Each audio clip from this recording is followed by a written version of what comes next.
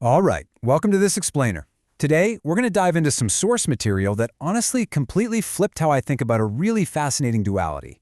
We're going to explore the mechanics of value. Specifically, we'll look at how we manage value on a personal, psychological level, and then we're going to contrast that with what happens when massive institutions operate with enormous pools of wealth, but without strict financial accountability. It's a really interesting journey that takes us from the micro habits of our own wallets straight into a massive macro case study of institutional finance.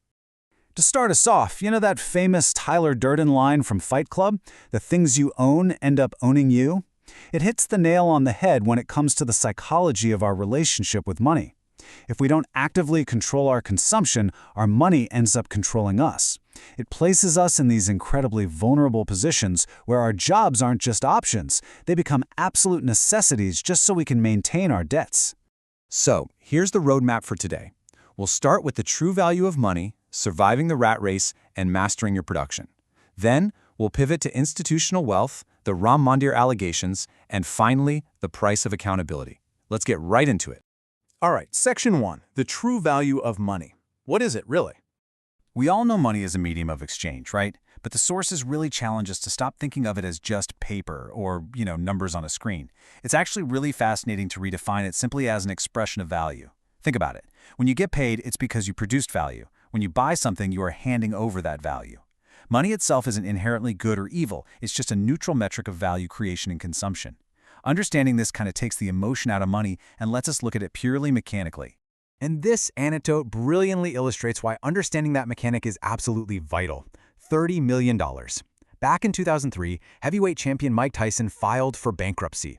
He was $30 million in the hole. But why is that so wild? Because over his career, he had literally earned over $300 million. It just shows you how fast value can vanish. This proves a fundamental rule. Generating immense value means absolutely nothing if you cannot manage your consumption. Because if your consumption outpaces your production, you're going to go broke, whether you make $50,000 a year or $50 million. Moving on to Section 2, surviving the rat race and how to escape the trap.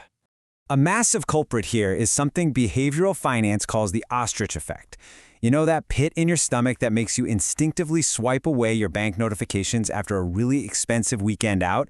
Yeah, that's you just burying your head in the sand. But by actively avoiding that negative financial information, we completely destroy our personal financial accountability.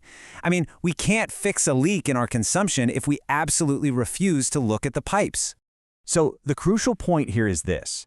The real rat race isn't working a 9-to-5 job. A job is just a vehicle for producing value. The real rat race is the terrifying vulnerability of living on a financial edge. It's that cycle of letting your consumption drain every single bit of value you create, meaning you are always just one missed paycheck or one random emergency away from total ruin. You're trapped, chasing the next dollar just to survive your own lifestyle. Which brings us to Section 3, mastering your production, creating value at scale. When we look at consumption, it's so often driven by social proof, keeping up with the Joneses and buying things just to appear wealthy. To fix this, sure, you have to budget and live below your means, but realistically, you can only cut costs so far. The sources highlight a completely different path for production.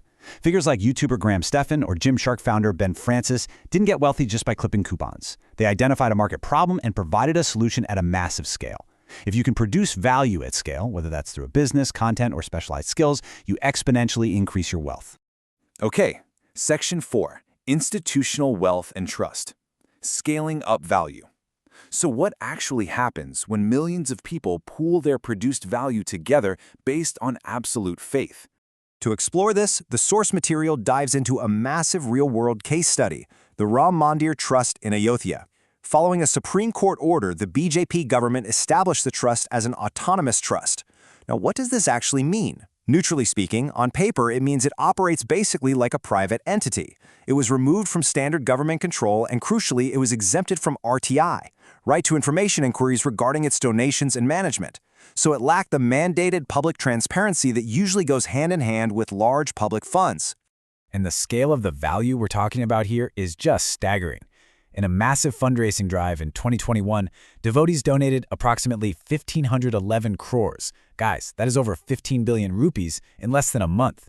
Millions of people, from wealthy business owners to daily wage laborers, offered their hard-earned value. Now, managing that much wealth requires absolutely airtight accountability, which brings us to a major stress test of that exact system. Section 5. The Ram Mandir Allegations. A Failure of Trust. What the sources detail next is a timeline of what allegedly happens when institutional accountability completely breaks down. The reported timeline is incredibly revealing. In November 2020, a private audit firm reportedly reviewed the trust processes and issued a severe red flag, calling the management highly unprofessional and straight up predicting theft if systematic records weren't implemented. According to the reports, this warning was completely ignored. Fast forward to mid-2026. Suspicions arose, hidden cameras were installed in the counting rooms, and the footage reportedly exposed an organized syndicate of theft, which led to massive Special Investigation Team, or SIT, raids in June 2026. The mechanics of this alleged theft are pretty audacious. I mean, how do you steal from a secure room filled with 50 people, bank staff, and CCTV cameras? Well, the reports state that the local hires, many of whom were allegedly brought in through nepotism rather than, professional screening, actually coordinated to intentionally block camera views. But their most ingenious trick was with the cash bundles. When grouping donated cash, a bundle of 500 rupee notes is supposed to have 100 notes. Instead, they would allegedly overstuff the bundle with 120 notes. The official voucher would say 100, but the bundle literally held 120. When the cash reached the bank, the extra 20 notes were quietly slipped out, hidden in washrooms, and later split outside the temple. And it wasn't just cash from the donation boxes. The real estate allegations, brought forward by political figures like AAP's Sanjay Singh, are honestly startling. A seller named Deep Narayan allegedly bought a piece of land for 20 lakhs, and just 2.5 months later sold it to the trust for 2.5 crores. Even more shocking, Tavari and Ansari allegedly purchased a property for 2 crores, and a mere 10 minutes later, the trust bought it from them for 18.5 crores. To put that into perspective, that is a drastic inflation of property value in literal minutes. It really highlights a catastrophic failure in independent auditing. When the SIT raids finally happened, the discoveries were staggering. The sources list 200 kilograms of donated silver bricks with completely missing receipts, a 3-kilo gold necklace, and a 1-kilo gold footwear set, unaccounted for. They allegedly found a counting room employee whose official salary was just 12,000 rupees a month in possession of 50 crore rupees worth of property and a 70-room hostel. It is a stunning contrast between reported production and unaccounted wealth. Oh, and to cover their tracks, the mandatory 180-day CCTV footage backup had reportedly been deleted, leaving only a fraction of the digital evidence. Let's bring this explainer to its thematic conclusion in Section 6, the price of accountability, transparency, and value. The underlying thread connecting everything we've talked about today is transparency. Whether it's the personal ostrich effect, where you just refuse to look at your own bank statements and let your personal wealth drain away, or a massive institution making its own rules and allegedly deleting its own security footage, the rule remains exactly the same. Without independent audits, without a crystal clear view of production versus consumption, value simply disappears into the void. Which leaves us with this final vital question to really think about.